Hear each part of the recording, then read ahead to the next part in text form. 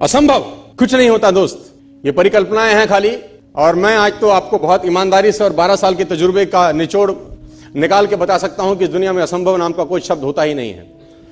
इंसान कभी भी चंद्रमा पर नहीं पहुंच सकता, पृथ्वी विज्ञान की अधिकतम सीमा है। डॉक्टर ली दी फॉरेस्ट मशहूर वैज्ञानिक हुए, बहुत बड़े साइंटिस्ट हुए। एक स्टेटमेंट इन्होंने पास किया 1955 के अंदर, 1955 ही पास द स्टेटमेंट कि इंसान कभी भी चंद्रमा पर नहीं पहुंच पाएगा। It is impossible for a human being to cross Indian globe, earth globe, और पृथ्वी विज्ञान की अधिकतम सीमा है। लेकिन किसी बहरे ने इस बात सुना नहीं और पहुंच गया एक आदमी अपना बस्ता उठा के, जिसका नाम था इन 1969।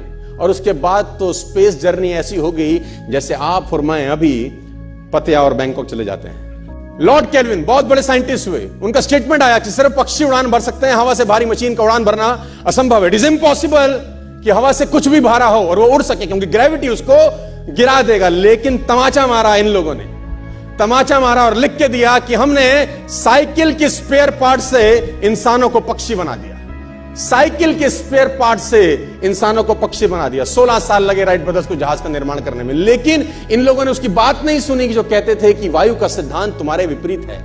यह बात भंवरे को कही जाती थी कि भंवरा वायु के सिद्धांत के कारण कभी जीवन मोड़ नहीं सकता, क्योंकि उसके पंख उसके शरीर से हल्के रहते हैं। लेकिन भंवरा साला किसी स्कूल में गया नहीं आज तक। माई doctor told me I will never walk again.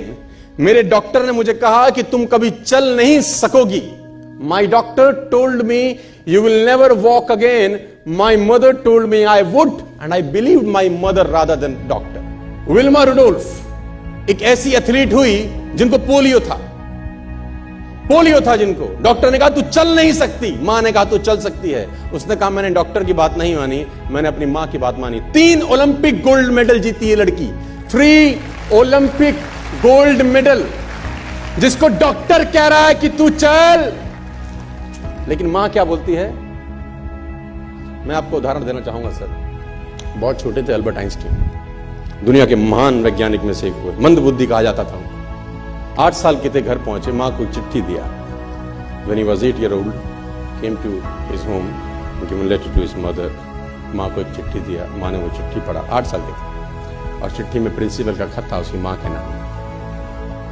Principal ने ये लिख के भेजा कि आपका बच्चा विलक्षण प्रतिभा का धनी है, ग्रेट पावर है इसके अंदर, क्योंकि बहुत बड़े साइंटिस्ट बने बड़े होकर। मंद बुद्धि बचपन में समझा जाता था। आपका बच्चा विलक्षण प्रतिभा का धनी है, इसके अंदर असीम संभावनाएं हैं। तो हमारा स्कूल, हमारी मैनेजमेंट, हमारी फैकल्टी, हमारा टीचर इस लायक नहीं है कि हम आपके बच्चे को अच्छी शिक्षा दे सकें। तो it's better for you to take care of your son. आप अपने बच्चों को अपने घर में पढ़ाइए, हम लायक नहीं है कि आपके बच्चे को पढ़ा सके।